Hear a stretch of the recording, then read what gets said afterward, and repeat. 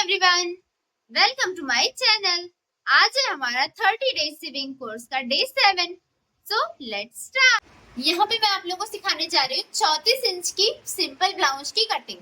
तो उसके लिए सबसे पहले आपको जो कपड़े की चौड़ाई है वो लेनी है 11 इंच और जो लंबाई है वो लेनी है 15 इंच। अभी क्यों लेनी है ये समझ लीजिए।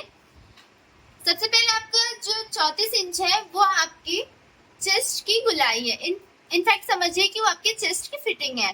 तो उसके लिए जो आपका 34 इंच है उसका 4 पार्ट किया जाता है, तो उसका हो जाता है 8.5 इंच। और 8.5 इंच के बाद हम लोग हाफ इंच जो होता है वो लूजिंग के लिए लेते हैं और उसके बाद 2 इंच मार्जिन के लिए लेते हैं, जिसके अकॉर्डिंग यहाँ पे मैंने ले रखा है कपड़े की चौड़ाई को 11 इंच और जो हमारी लंबाई है ब्लाउज की वो है 14 इंच।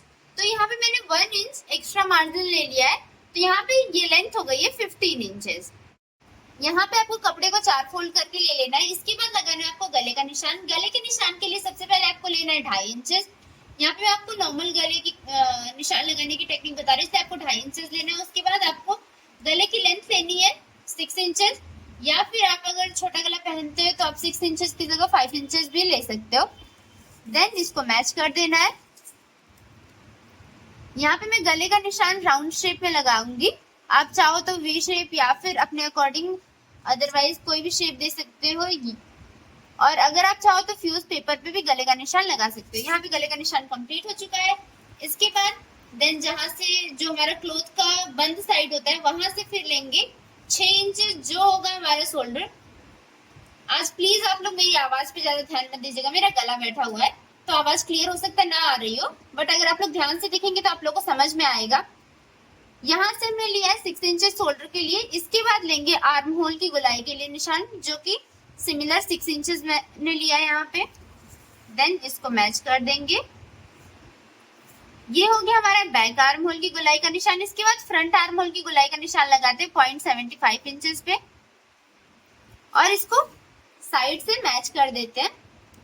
इसके बाद आर्म होल की गोलाई के लिए आपको निशान लगाना है 1.5 इंच पे। 1.5 इंच पे यहाँ पे लगेगा बैक आर्म होल का निशान और आपका इसके बाद यहाँ पे लगेगा फ्रंट आर्म होल का निशान 0.75 इंचेस पे। तो सबसे पहले आप चाहो तो फ्रंट आर्म होल का निशान लगा लो, देन बैक आर्म होल का निशान लगाओ। आर्म होल के निशान लगाने से पहले अब ले लेते हैं अपनी फिटिंग का निशान, बिकॉज ऑफ फिटिंग के निशान के अकॉर्डिंग ही आर्म होल का निशान लगता है। तो यहाँ पे 34 इंच की ब्लाउज है, तो मैंने पहले ही बता दिया था उसका 4th पार्ट होता है 8.5 इंच।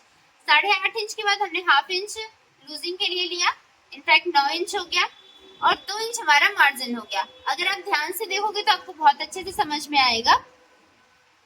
देन इसके बाद आर्म होल की गोलाई का निशान लगा लेते हैं। ये हो गया बैक आर्म होल और ये हो गया हमारा फ्रंट आर्म होल। देन अब लगाते हैं अपने टेक्स का निशान। टेक्स के निशान के लिए जो आपने लेंथ ले रखी है वहां से आपको लेना 4.5 इंच। देन अगेन जो गले का साइड है आपका वहां से भी आपको लेना है 4.5 इंच और इन दोनों पॉइंट्स को मैच करते हुए आपको 10 इंच से नीचे एक लाइन ड्रॉ कर लेनी है और इससे 1.5 इंच ऊपर यानी कि 8.5 इंच पे आपका बनेगा पॉइंट जो होगा टक्स पॉइंट। अब जो हमने गले का साइड लिया है वहां से निशान लगाना है आपको टक्स के लिए 5 इंचेस पे। देन अगेन जो पॉइंट बना रखा है हमने वहां से 1.5 इंच छोड़ना है और उसको मैच कर देना है। ये 1.5 इंच इसलिए छोड़ना जरूरी होता है बिकॉज ऑफ अगर हम लोग सारे टेक्स में 1.5 इंच का गैप लेंगे तो उससे जो फिटिंग होती है वो बहुत अच्छी आती है। अदरवाइज आप यहाँ पे 1.5 इंच 2 इंच अलग अलग गैप ले रहे हो तो उससे टेक्स की जो फिटिंग होती है बिल्कुल भी अच्छी नहीं आती है। देन इसके बाद आपको जो शोल्डर का साइड है, इट मीन्स आर्म होल का साइड है, वहां से लेना है 6 इंच। देन अगेन फिर से वही वर्क करना है, आपको पॉइंट से निशान लगाना है 1.5 इंच छोड़ के। इसके बाद लगाते हैं सबसे स्मॉल टेक्स का निशान, जिसको आपको लगाना है जो भी आपने यहाँ पे फ्रंट आर्म होल की गोलाई दे रखी है उस पे। यहाँ से 1.5 इंच आपको छोड़ना है और एक लाइन ड्रॉ कर लेनी है। अब यहाँ पे अगर आप मेजर करके देखोगे तो सबके बीच में 1.5 इंच का गैप आ रहा है। ये देखो यहाँ पे, देन यहाँ भी देखो आप 1.5 इंच का गैप आ रहा है। अगेन आप यहाँ पे भी देख रहे हो तो 1.5 इंच का ही गैप है। तो इस तरीके से आप मेजर करके देख लो, अगर आपका 1.5 इंच का गैप आ रहा है तो इनफैक्ट आपने बिल्कुल सही निशान लगाया। अब लगा लेते हैं अपने कमर का निशान।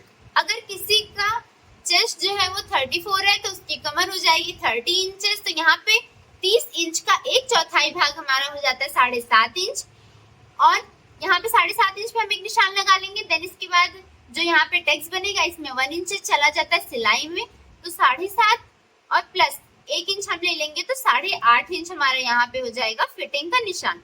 देन इसके बाद जो आपने यहाँ पे फिटिंग दे रखी है और जो आपने 8.5 इंच पे फिटिंग दे रखी है, इन दोनों को मैच कर लेते हैं।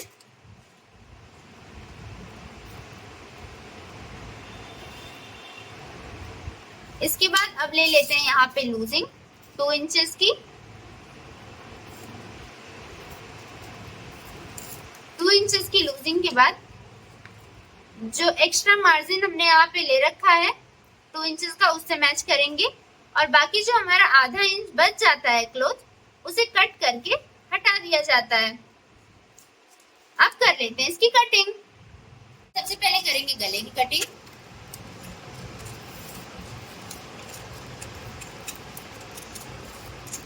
और आप लोग सीखते सीखते अब इतने ज्यादा एक्सपर्ट हो गए होंगे कि आपको पता होगा कि यहाँ से हम लोग ½ इंचेस डाउन करते हैं, तो यहाँ से डायरेक्टली ½ इंचेस डाउन कर लिया जाएगा।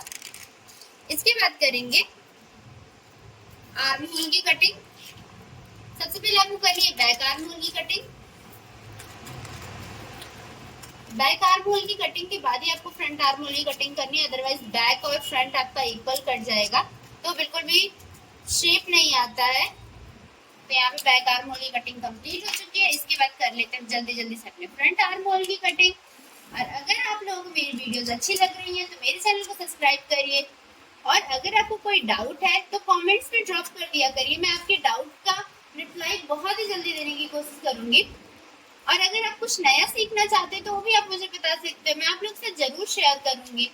तो यहाँ पे हो चुकी है हमारे फ्रंट आर्म होल की कटिंग कंप्लीट। अब जो यहाँ पे आधा इंचेस एक्स्ट्रा हमने ले रखा था, इसको कट करके हटा देंगे बिकॉज ऑफ ये एक्स्ट्रा मार्जिन ही आ रहा है। तो अगर आप इसको क्लोथ में रखोगे भी तो उसका कोई प्रॉफिट नहीं होगा। अदरवाइज अगर आप इंटरलॉक वगैरह करा रहे हो तो उसमें भी एक तरीके से ये आपको प्रॉब्लम ही क्रिएट करता है। तो यहाँ पे हो चुकी है हमारे ब्लाउज की कटिंग कंप्लीट। तो अब आपसे मिलते हैं अपने नेक्स्ट वीडियो के साथ। Bye bye.